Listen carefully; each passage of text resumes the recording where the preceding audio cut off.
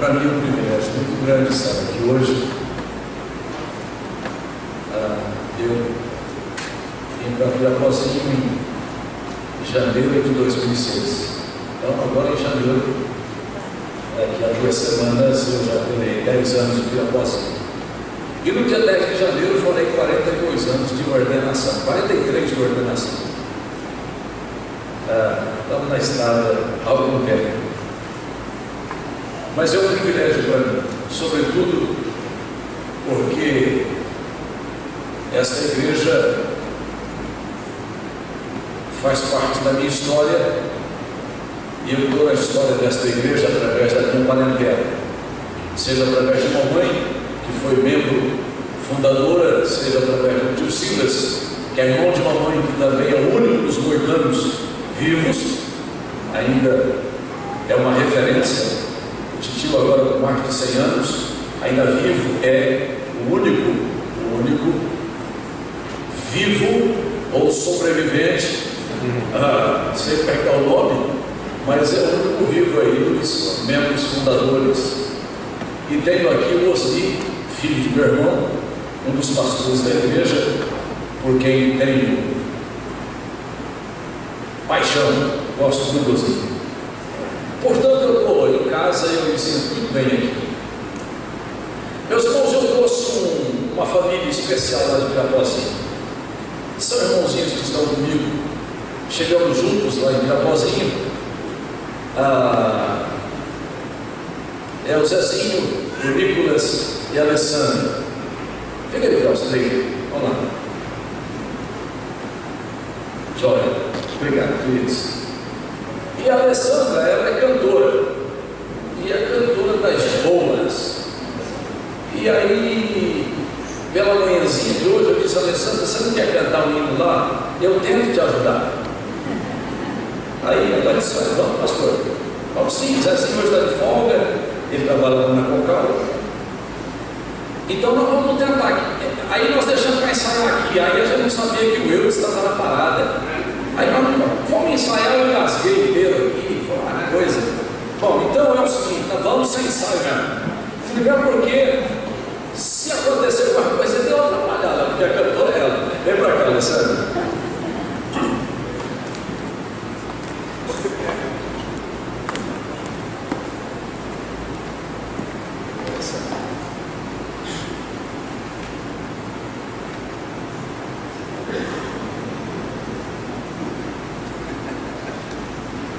Graças a Deus, amados, amém? Amém.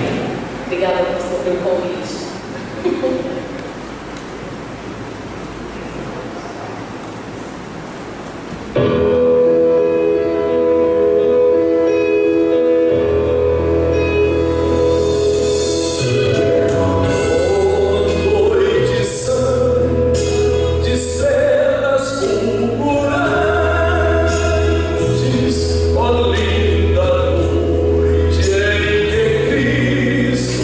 Nasceu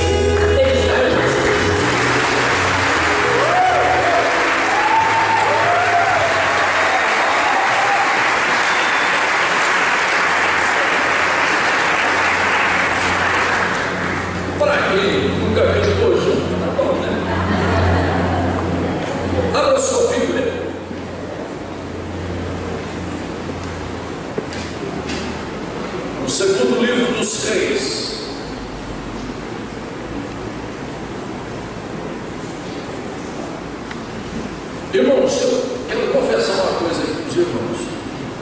Agora deixa eu arrumar a gravata. Eu confesso que eu fui tentado a pegar um sermão de estilo. A gente com o tempo vai adquirindo crédito, vai montando todo aquele aparato que é próprio da gente.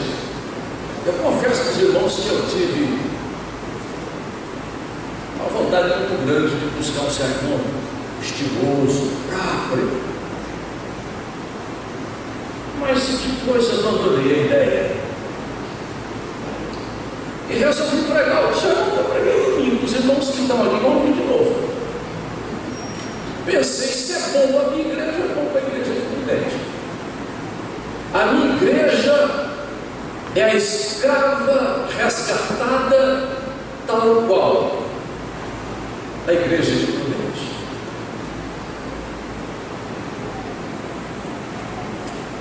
Tive vontade de trazer alguns temas que fossem motivadores, falar alguma coisa a respeito da igreja triunfante, mas resolvi falar da igreja militante, da igreja do dia a dia. É aquilo que eu dou lá na minha igreja. Se é bom lá, vai ser bom aqui. E eu não estou faltando com a modéstia. Sabe, irmãos,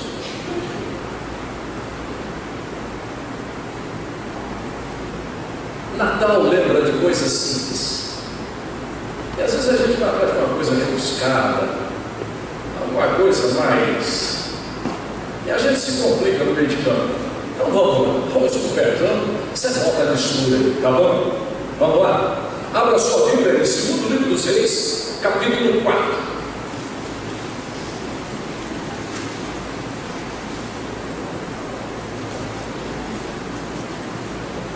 Começando pelo verso de número 8.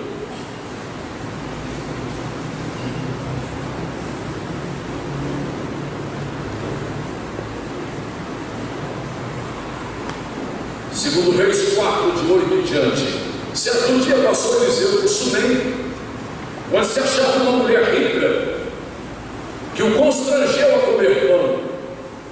Daí, todas as vezes que passava por lá, ele entrava para comer. Ela disse ao seu marido: eu vejo que este homem que passa sempre por nós é santo homem de Deus. Façamos-lhe, pois, em cima um pequeno quarto, obra de pedreiro, e ponhamos-lhe nele uma cama, uma mesa, uma cadeira e um candeeiro. Quando ele vier à nossa casa, vai hospedar-se ali. Um dia, vindo ele para ali, retirou-se para o quarto e lá se deitou. Então disse ao seu discípulo Geazi: chama a sunamita. Geazi foi chamá-la. Ela se pôs diante do profeta. Este dissera ao seu discípulo: diz-lhe, eis que tu nos tens tratado com muita abnegação. Então, o que se poderá fazer por ti? Haverá alguma coisa que se possa falar a teu favor ao rei ou ao comandante do exército? Ela respondeu: eu habito no meio do meu povo. Então disse o profeta: que se há de fazer por ela? E Geazi pensou e respondeu: ora, ela não tem filho, o seu marido já é idoso. Então Eliseu disse: chamai-a. Chamando a ele, ela se pôs à porta, e o profeta lhe disse: por este tempo, daqui a um ano, abraçarás um filho. Ela disse: não, meu senhor, homem de Deus, não mintas a tua serva. Concebeu a mulher e deu à luz um filho no tempo determinado pelo profeta, quando fez um ano, segundo Eliseu havia crescido menino, saiu certo dia a ter com seu pai, que estava com os segadores. Disse a seu pai: ai, a minha cabeça. Então o pai disse para um dos seus empregados: levai-o para sua mãe. Ele o tomou e o levou até sua mãe, sobre cujos joelhos ficou sentado até o meio-dia, e veio a morrer. Ela subiu e o deitou sobre a cama do homem de Deus, deixou o menino naquela cama, fechou a porta e saiu. Chamou a seu marido e lhe disse: manda-me um dos teus trabalhadores e traga uma das jumentas, para que eu corra ao homem de Deus e volte. Perguntou ele: por que vais a ele hoje? Não é dia de festa, não é dia da lua nova, não é dia de sábado. Ela disse: não faz mal.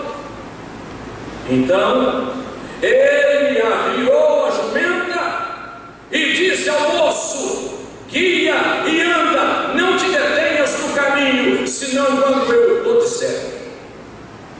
Partiu ela, pois, e foi ter com o homem de Deus lá no Monte Carmelo. Vendo-a de longe, o homem de Deus disse para o seu discípulo Geazi: eis lá vem a sunamita, corre ao seu encontro e diz-lhe: vai tudo bem contigo? Vai tudo bem com o teu marido? Vai tudo bem com o teu filho? E ela respondeu: tudo bem. Chegando ela, pois, ao homem de Deus, ao monte, abraçou-lhe os pés. Então se chegou Geazi para tirá-la dali, mas o homem de Deus lhe disse: deixai-a, porque a sua alma está em amargura, e o Senhor me revelou, e ela não me encobriu isso. Então disse aquela mulher para o profeta: pedi eu a meu senhor algum filho? Eu não te disse, não me enganes. Disse o profeta Geazi: cinge os ombros, toma o meu bordão contigo e vai. Se encontrares alguém, não o saúdes. Se alguém te saudar, não lhe respondas. Põe o meu bordão sobre o rosto do menino. Porém a mãe interpôs e disse: tão certo como vive o Senhor Deus, e vive a tua alma, eu não te deixarei. Então ele se levantou e a seguiu. Geazi passou adiante deles e pôs o bordão sobre o rosto do menino, porém não houve nele voz, nem sinal de vida. Então voltou para encontrar-se com Eliseu e lhes contou, dizendo: o menino não despertou. Tendo o profeta chegado em casa, eis que o menino estava morto sobre a cama. Então ele entrou, fechou a porta sobre eles, os dois somente, e orou ao Senhor. Subiu então à cama, deitou-se sobre o menino e pondo a sua boca sobre a boca dele, os seus olhos sobre os olhos dele, as suas mãos sobre as mãos dele, se estendeu sobre ele, e a carne do menino começou a se aquecer. Então se levantou e andou no quarto uma vez de lá para cá, e tornou a subir e se deitou sobre o menino. E este espirrou 7 vezes e abriu os olhos. Então chamou Geazi e disse: agora vai lá e chama a sunamita. Ele a chamou, e apresentando-se ela ao profeta, este lhe disse: está aí, mãe, o teu filho. Ela entrou, lançou-se aos pés dele prostrou-se em terra, tomou o seu filho e saiu. Agora, Pai, nós vamos ouvir tua voz. Fala conosco, que na singeleza do teu recado, na simplicidade da história bíblica, que os ensinamentos se nos saltem aos olhos, se nos cravem no coração e nos mude o espírito, a alma, o procedimento, a conduta, e faça-nos uma igreja dinâmica e vitoriosa na noite de hoje. É a nossa oração, Pai, no nome santo do Senhor Jesus Cristo, e o povo de Deus diga amém. Amém. Meu irmão, eu vou falar de novo, e o povo de Deus diga amém. Amém. Por que tem que dar um segundo amém? Fala com convicção, meu irmão. Amém, amém, amém. Amém. É assim. Às vezes a gente não ganha a bênção porque a gente não tem convicção. Existem coisas que nós podemos fazer. Existem coisas que nós não podemos fazer. Tem coisas que a gente dá jeitinho.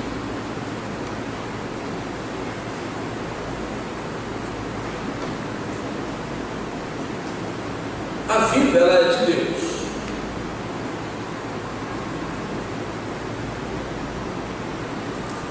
É possível que a vida seja nos arrancada por um próximo,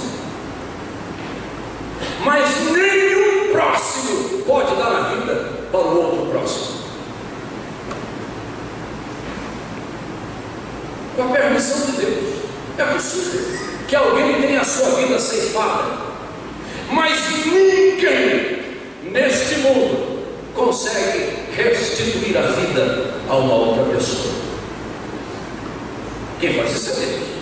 Gente, não tem médico, não tem medicina. Pode dar o nome que quiser, medicina nuclear, pode dar o nome que você quiser, não devolve, a menos que Deus dê.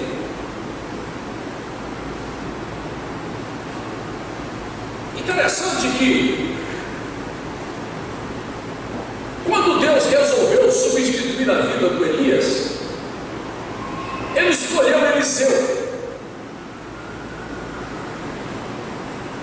E o que a gente sabe de Eliseu? O que você sabe de Eliseu?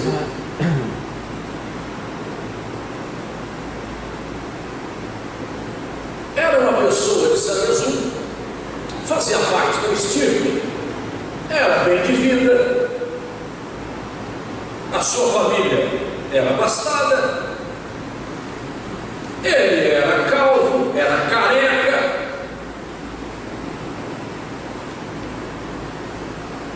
fez uma festa fantástica para despedir-se da sua família antes de seguir Elias.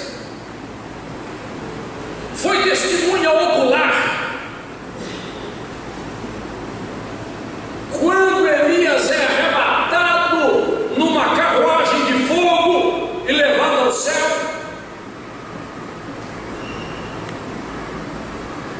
Antes de Elias ser arrebatado, pergunta para Eliseu: quer me fazer um pedido? E o Eliseu imediatamente diz: eu quero porção dobrada do que você tem, eu quero o dobro do poder de Deus na sua vida, na minha vida. E o profeta disse para ele: você pediu um negócio difícil demais, porém, se você me vir subindo e se eu lhe jogar a minha capa, isso vai acontecer. E todos nós sabemos que isso acontece.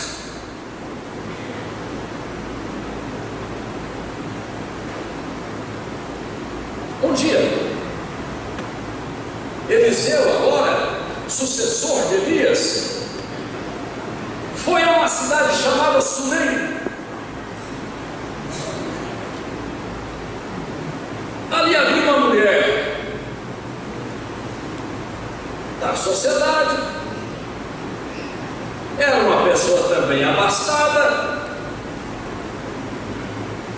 e convidou o profeta para se hospedar na casa dela.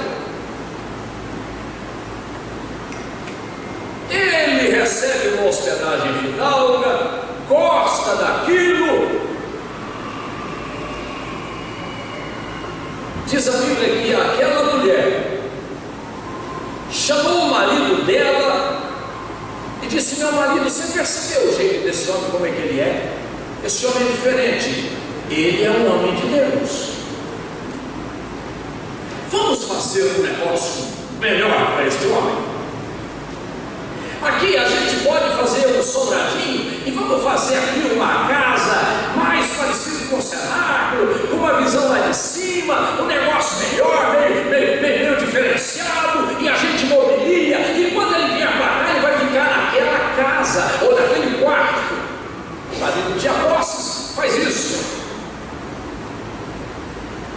E toda vez que ele vem, ele fica ali hospedado, e ele traz o profeta, ele traz o profeta, um discípulo seu, chamado Geazi, e toda aquela hospitalidade produz nele um reconhecimento de gratidão e o desejo de retribuir o que aquela mulher estava fazendo. Fala para o Geazi, vai lá e pergunta para ela: eu tenho acesso à corte? Eu vou no gabinete dos homens do governo? Eu tenho conhecimento com o general do exército? Fala para ela que favor ela quer que eu lhe faça, como paga por tudo que ela tem feito. E ela diz: eu não preciso nada disso, eu tenho tudo, eu sou mulher do povo, ó, o que o povo tem, eu tenho, está tudo muito bem, não quero nada, está tudo muito bem. O profeta então, pensativo, diz: mas o que a gente pode fazer por essa mulher? E o Geazi, rápido no gatilho, diz: senhor, percebeu que o casal não tem filhos? O senhor percebeu que ele já está quebradinho nos anos? Olha, ele tem bastante idade, e me parece que desse lado aí não sai com ele não. Que tal se Deus der para esse casal um filho? Eureka! Eliseu gostou da ideia. Vai lá e chama a sunamita aqui. A sunamita sobe o quarto, o pai chega lá na porta. Ele disse para ela: filha, daqui a um ano você amamentará, você terá nos braços um filho. Ela diz: não brinca comigo, meu senhor, não faz isso comigo, o senhor está brincando comigo. E diz a Bíblia que concebeu uma mulher, como determinou o profeta. Um ano depois, ela tinha aquela criança nos braços, era um menino. Que coisa, a história do menino. O menino cresceu, os anos passaram, o marido está lá na lida, período de ceifa, de colheita. O menino estava ajudando o pai, devia ser um adolescente, 12, 13 anos, não sei. E de repente ele bota a mão na cabeça e diz: meu Deus, pai, oh pai, minha cabeça, pai, a minha cabeça dói muito, pai. Ele chama o empregado e diz: leva para a mãe. A mãe faz lá um chá, alguma coisa, leva lá que a mãe resolve isso. Chega lá, a mãe bota o menino sobre os seus joelhos, afaga o garoto e tenta de todas as maneiras resolver aquele problema. Ao meio-dia, o garoto morre. Ela sobe as escadas com aquele garoto, o coloca sobre a cama do profeta.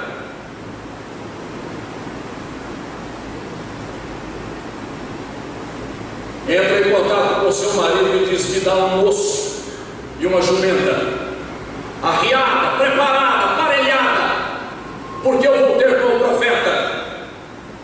E ele diz: mas o que você vai fazer com o profeta? Não é dia de festa, não é sábado, não tem culto nesse dia. Ela diz: não importa, faça para mim o que eu estou pedindo.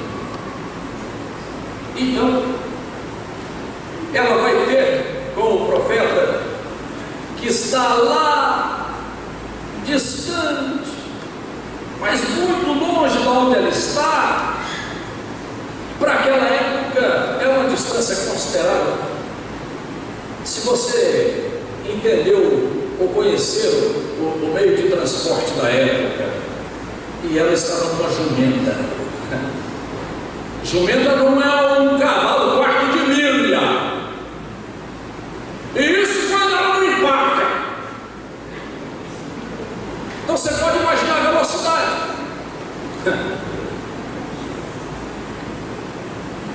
E ela vai até o Monte Carmelo, onde está o profeta.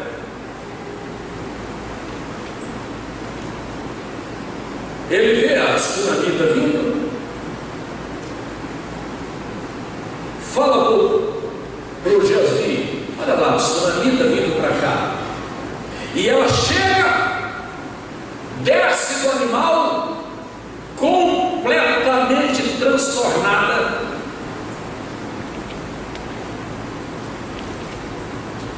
E o profeta olha para ela e, vendo naquela situação, diz: vai tudo bem com você? Vai. Está tudo bem com o teu marido? Tá.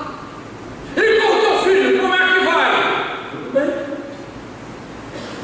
Aí o Geazi já achou que ela estava falando demais, que ela estava começando a atrapalhar e quer interferir. O profeta disse: filhão, deixa ela falar. Essa mulher está aflita. Deus está me revelando que ela está extremamente angustiada. Deixa ela falar. Ela olha para o profeta e diz assim: eu te pedi filho? Eu fui lá no teu quarto, bati a porta e disse: eu quero um filho? Eu não te disse: não mintas para mim?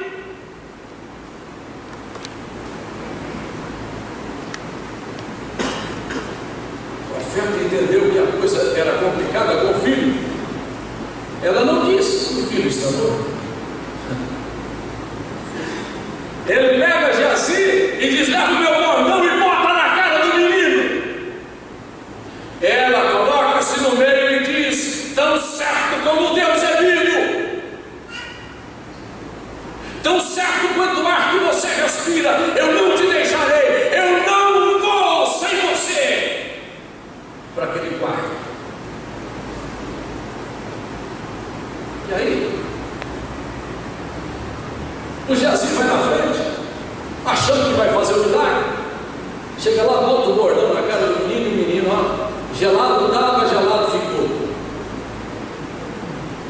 Corre de volta enquanto diz: olha, eu fiz aquilo que o senhor falou, mas não deu certo não. O menino está mortinho, mas mortinho da Silva. É jeito. Quando chega lá, ele não deixa Geazi entrar, não deixa a sunamita entrar, não entra o servo, só ele entra, fecha a porta, se deita sobre o menino, olho com olho, boca com boca, mão com mão, corpo com corpo, e o menino se aquece. Quando o menino fica quente, o profeta se levanta, dá uma volta pelo quarto e vê que o menino não se mexe.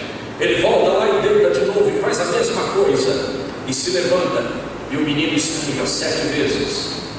Abre os olhos e se senta na cama. Ele abre a porta e fala para Geazi: chama a sunamita. A sunamita vem. Aí ele diz assim: está aí teu filho. Está aí o teu filho. Agora pensa você o que você quiser na alegria dessa mulher, pegando o seu filho, porque diz a Bíblia que ela se prostra, abraça o filho e sai daquele lugar.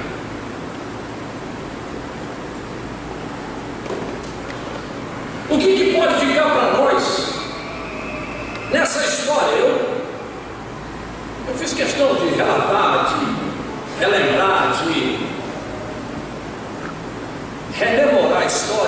detalhes, porque se o sermão não sobrar, a história bíblica sobra, e é o que tem de melhor, é o texto bíblico.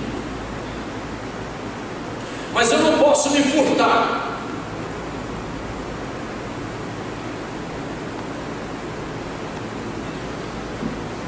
de ser bênção de Deus para te trazer pelo menos 3 lições nesse texto, nessa noite celebrativa. A primeira coisa, a primeira lição que nós temos nesse texto é que nós precisamos morar em Sunem. Diga, eu preciso. Diga, eu preciso. Morar em Sunem. Essa é a primeira lição. Primeira lição para que o milagre aconteça, para que a bênção se dê na vida minha, na vida desta igreja, na vida de qualquer pessoa, tem que morar em Sunem. Percebam o seguinte, irmãos, a Bíblia não menciona o nome dessa mulher, apenas a chama de Sunamita, uma referência à cidade de Sunem, onde ela morava. E por que eu disse que nós temos que morar em Sunem? Por que eu tenho que morar em Sunem? Para que a bênção de Deus aconteça na minha vida, porque Sunem quer dizer lugar de repouso. Repita comigo, Sunem, lugar de repouso. Você precisa morar em Sunem. Essa é a primeira lição. Sunem estava localizada a sudeste do Mar da Galileia, entre os montes Gilboa e Tabor, na planície de Jezreel, que era a herança da tribo de Zaccar. E aqui para mim Deus revela uma coisa profunda.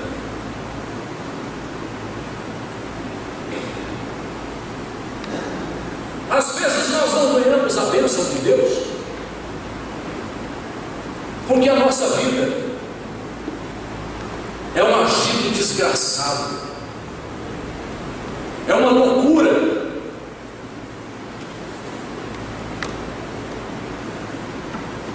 É impressionante como é que nós vivemos apoquentados, nós vivemos atribulados.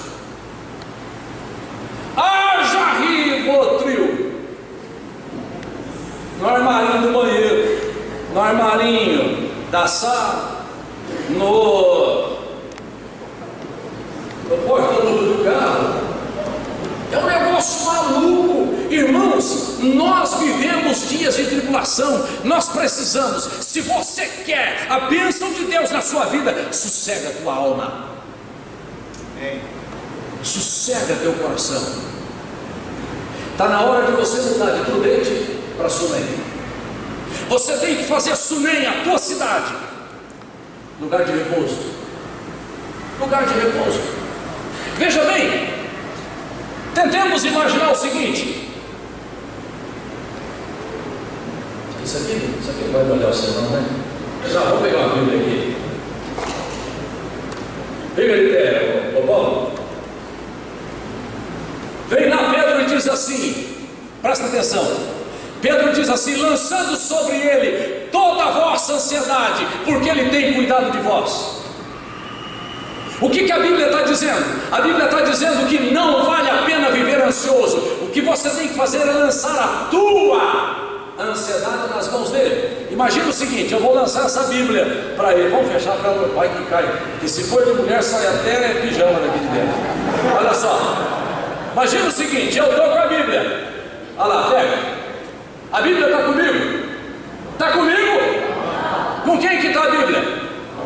Mas veja bem, imaginemos que aqui é a minha preocupação, e eu lanço sobre Deus toda a minha preocupação. A minha preocupação está comigo. Então por que você geme? Por que você sofre? Obrigado, meu irmão, pode sentar. Dá a minha preocupação.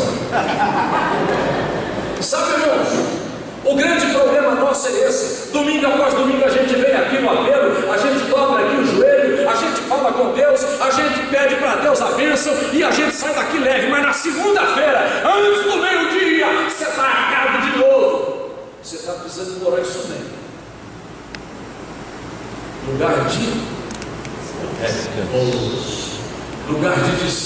manso. É assim que a palavra de Deus ensina. Como é que diz lá o Salmo 127? Se o Senhor não guardar a casa, em vão vigia a sentinela. Inútil vos será levantar de madrugada, repousar tarde, comer o pão que penosamente granjeastes. Aos seus amados ele o dá enquanto... Sabe por que Deus dá o pão para você enquanto você dorme? Porque você não enche o saco de Deus.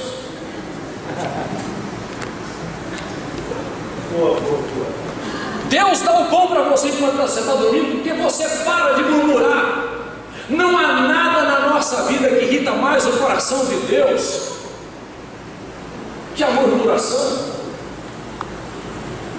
É impressionante como é que a gente murmura, é impressionante como é que o tempo todo a gente questiona, a gente nunca está satisfeito, a gente está sempre querendo mais, nós não temos paz, nós não temos a bênção de Deus, porque a gente não sossega o coração.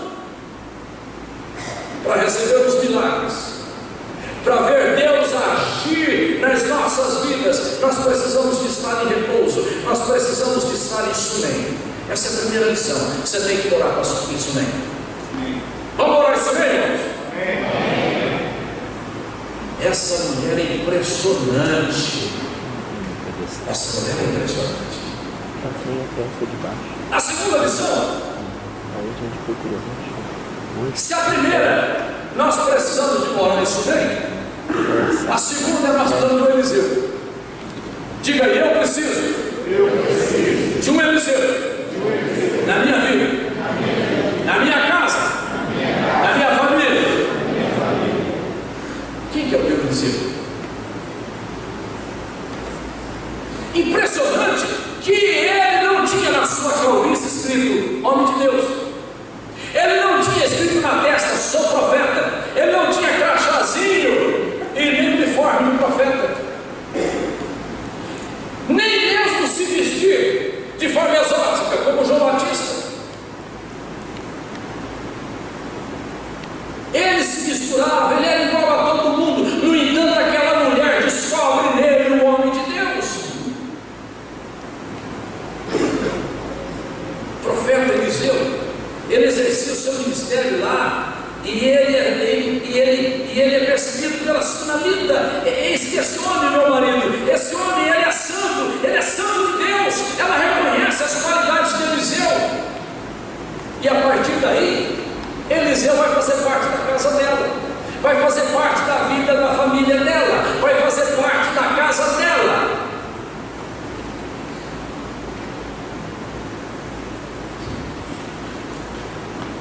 Olha, eu amo animais, gosto muito dos animaizinhos, e creio que um dia leão vai comer capim e vai passar com o cabrito e não morder o cabrito.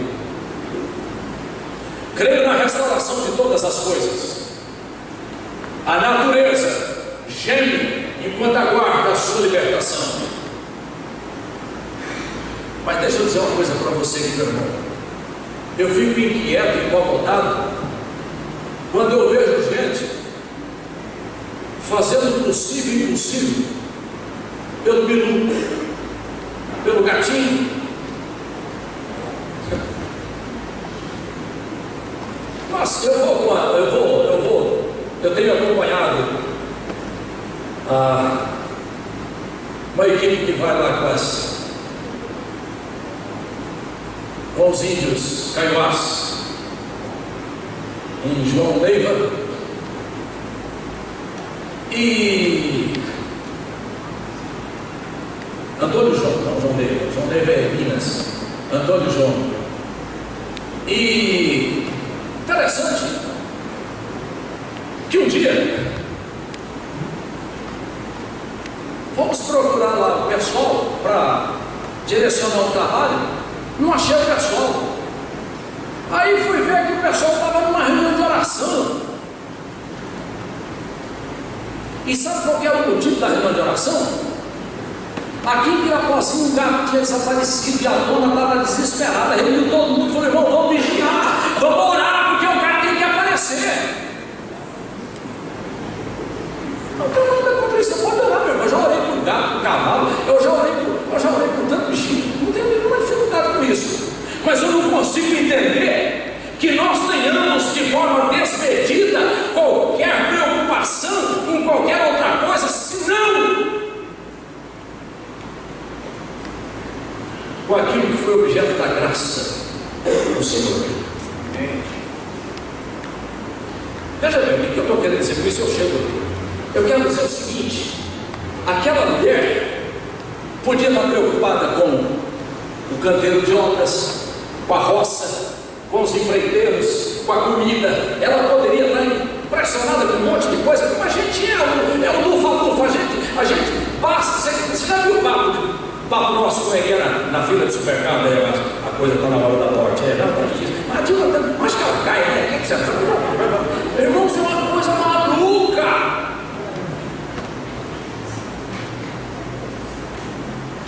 O nosso papo é de uma trivialidade tremenda, é uma coisa maluca.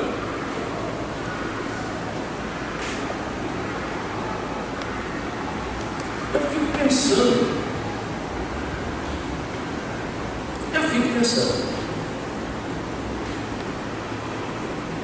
Jesus Cristo, Ele tem que ser visto através. Jesus Cristo tem que ser visto na outra pessoa e através dos meus olhos. Aquela mulher diz: eu vejo neste cara homem de Deus. Quando eu disse, eu tenho que morar no Sunem, eu tenho que ter Eliseu na minha vida, a pergunta que fica, a lição que temos aqui, é que eu preciso do Eliseu, e o Eliseu, meu irmão, não mora em Pirapozinho, Eliseu não mora nos Estados Unidos, o Eliseu não mora na Suíça, o Eliseu está pertinho de você. Desculpa, meu irmão.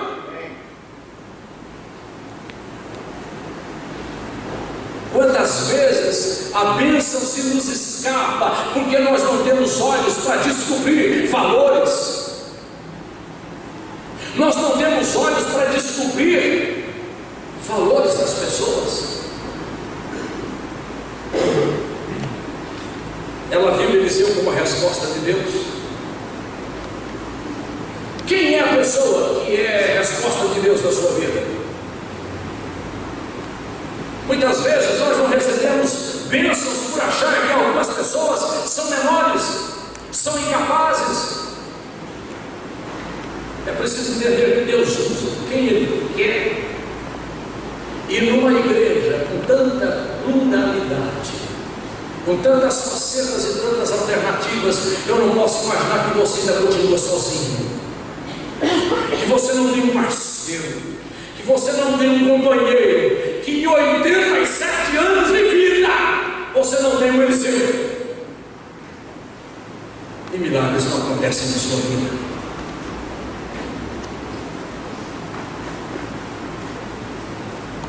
Vocês se lembram quando Jesus está pregando ali na região da Galileia?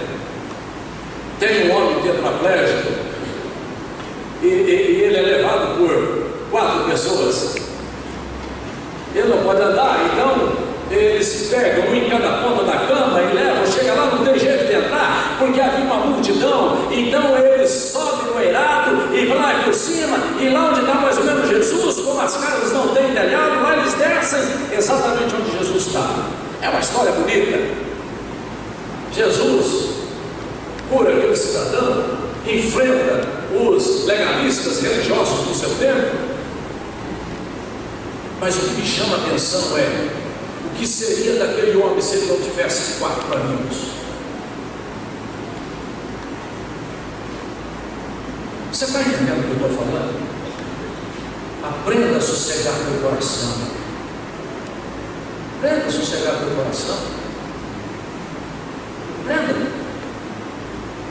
É hora de você morar em Sunem, lugar de repouso. Está na hora de você descobrir o homem de Deus na sua vida.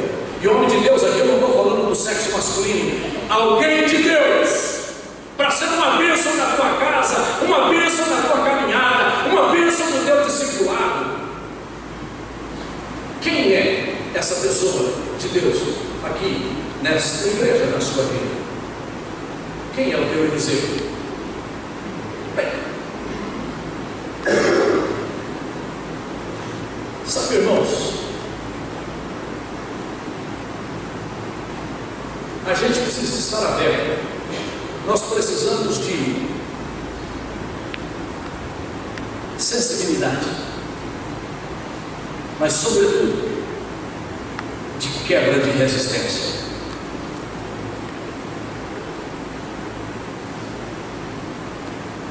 Desnude-se da sua prepotência. Eu vou contar aqui uma historinha, duas, rapidinho, mas que ilustra bem isso. Tinha um cidadão, morava num condomínio, moço, seus 35 anos, inteligente, sabido. O cara, ele entrava, não cumprimentava ninguém, não tinha olhos para ninguém, não cumprimentava o assessorista, e se tinha alguém junto, viajando no mesmo elevador, ele não proseava, distraía os olhos sobre o livro, não conversava com ninguém, não dava bom dia, não dava boa tarde, não dizia nada com ninguém, e há anos ele morava naquele lugar e não conversava com ninguém, entrava, saía e ele não tinha amigos naquele lugar. Esse cara passou em primeiro lugar num concurso de uma grande estatal. A diretoria chamou a RH e disse assim: olha, nós temos duas pessoas com nota máxima, empate, e esse cidadão era um deles. E a diretoria falou com o RH: faz lá uma entrevista com eles, e o que você decidir, acabou. Decida com eles, decida você lá qual deles é o melhor para nós. Os dois estão aprovados, mas a gente só precisa de um. Então, foram os dois convocados, esse cara, que eu contei a historinha, e um outro concorrente. O RH sentado, fala para a secretária: manda entrar o primeiro. Aí abre a porta e entra ele, esse cara. E quando ele abre assim, que ele levanta o olho, o RH era o vizinho de frente dele, porta com porta. Vocês sabem quem é que entrou para a empresa? O outro.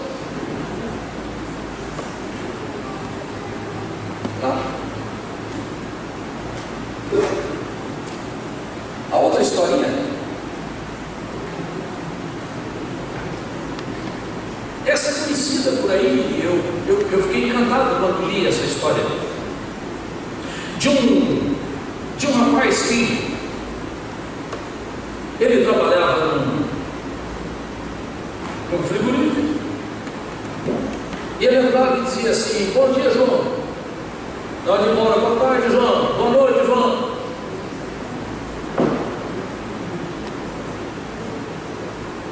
E um dia, ele, muito simpático, conversava com todo mundo. Um dia, ele entra para tirar um produto dentro de uma daquelas câmaras frias, e a porta bate atrás dele. E era uma geladeira antiquada, não tinha saída de emergência, não tinha dispositivo para abrir a porta. E ele acende a lâmpada e ele começa a correr, bater, esburrar as carnes, para tentar manter o aquecimento, para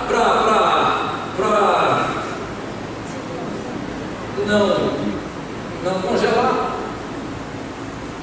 E o tempo foi passando, de repente abre a porta e ele é salvo.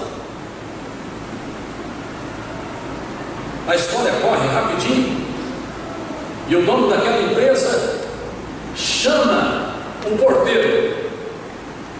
O porteiro é que foi lá e salvou o cara.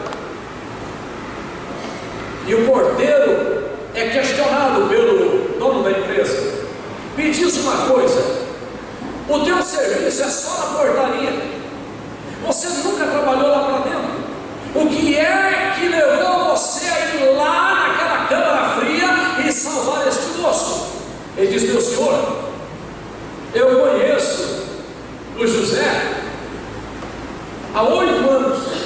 Há 8 anos ele trabalha aqui. Ele chega e fala: bom dia, João. Eu digo: bom dia, José. A hora que ele vai embora, ele fala: até amanhã, João. Eu digo: até amanhã, José. Naquele dia ele falou: bom dia, João, mas não falou boa noite, João. Eu disse: meu amigo está em apuro. E eu saí correndo tudo, todos os guardas que iam embora, e eu fui, todos os empregados que iam embora, só eu e os guardas, e eu fui um por um até achar. Você está entendendo como é que a gente precisa descobrir valores? Aquela mulher descobriu que aquele homem era homem de Deus. Sabe, irmãos, tenta entender que nós precisamos uns dos outros. Nós precisamos uns dos outros. Bem, vamos lá. Terceira lição. Então, primeira lição. Diga aí: eu preciso orar isso mesmo. Eu preciso de um Eliseu na minha vida. Eu preciso ter a fé da sunamita. Irmãos, eu fico pensando nessa mulher. Eu fico impressionado. Aquela mulher não pediu filho. Ela ganhou o filho. E quando o filho tem aquela dor de cabeça e vem a óbito, o que é que ela faz? Ela não teve um finiquito, não teve um piti, não ficou histérica. Ela não chorou. Ela não mandou enterrar o filho. Diz a Bíblia que ela pegou o menino e o deitou no quarto de Eliseu, chamou os empregados e pediu que fosse lá no seu marido e trouxesse uma jumenta arreada. E ela vai até o Monte Carmelo para se encontrar com o profeta. Então vamos lá. Quem tem filho aqui? Levanta a mão, pode levantar, sem medo. Filho é bom, não é? Mas não morto não. Filho é bom vivo. Oh, meu Deus, como dói a ausência de alguém, especialmente filho. Aliás, qualquer ausência de nosso dói demais. Mas agora a pergunta é: você deixaria o teu filho morto e empreenderia qualquer outro projeto? Você largaria o teu filho que acabou de morrer para se encontrar com alguém, para ir atrás de alguém? Não chama o marido, não chama a parentela, não chama ninguém. Essa mulher é maluca, ela é doida, ela é uma pilolada, ela bate bem. Quem é essa mulher? Meu Deus, quem é essa mulher? Sabe, irmãos, eu fico impressionado que aquela mulher, ela tem no seu coração uma sintonia com Deus. E ela disse: eu vou ter com o profeta no Monte Carmelo. Olha, ela vai para o Monte Carmelo. A palavra Carmelo significa presença de Deus. É lá que o profeta está. E eu fico pensando que é exatamente em momentos de adversidade, de luta, de provação, que nós temos que crer no impossível e correr para a presença do Pai. Irmãos, aquela mulher demonstrou controle, equilíbrio emocional. Ela não se desesperançou, ela não se desesperou, ela acreditou naquilo que os seus olhos não podiam contemplar, porque aquela mulher não vislumbrava a morte, ela contemplava a vida,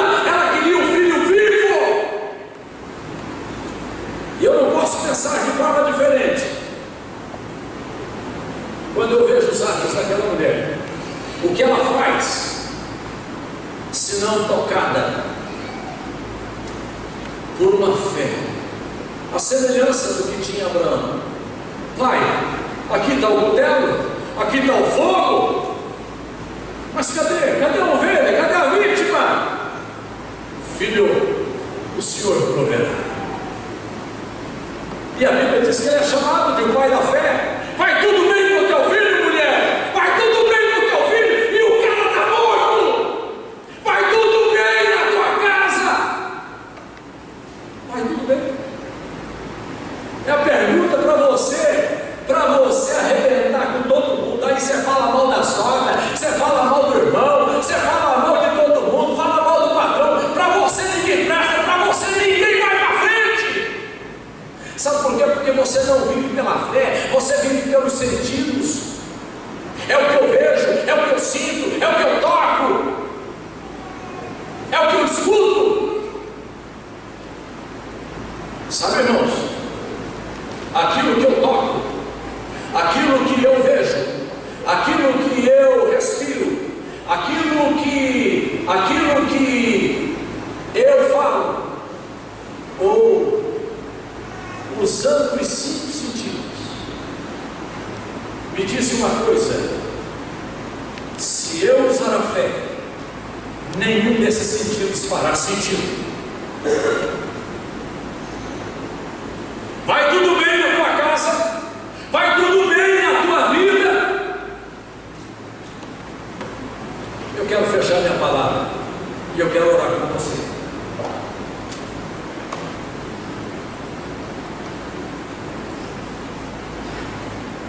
Deus me deu a oportunidade de ir algumas vezes a Israel.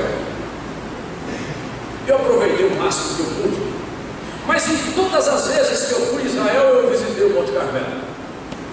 Não tinha como ir lá. O Monte Carmelo está a 32 quilômetros de Sunem.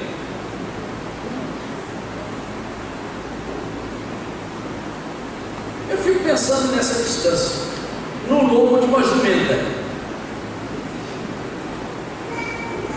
Irmãos, quando a gente sobe ao Monte Carmelo, lá de cima, você pode contemplar Haifa, cidade portuária que tem o porto mais moderno de Israel,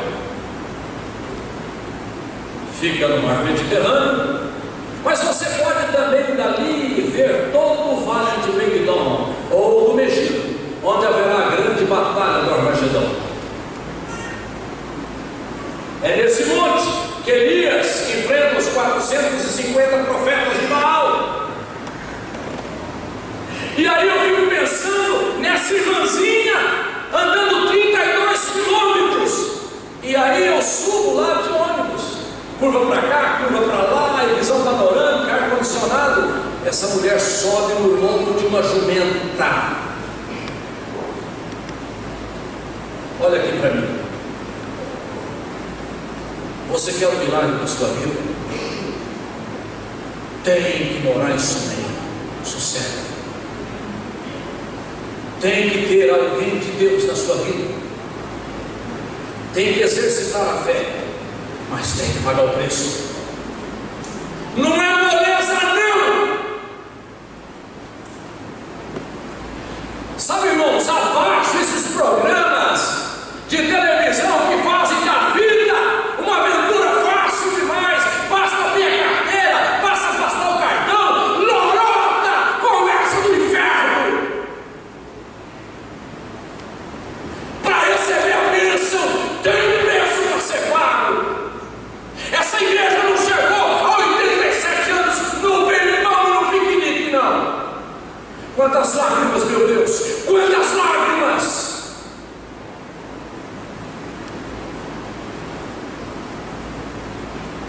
A bênção acontece, mas você tem que subir a jumenta. Você topa? Então eu quero orar com você.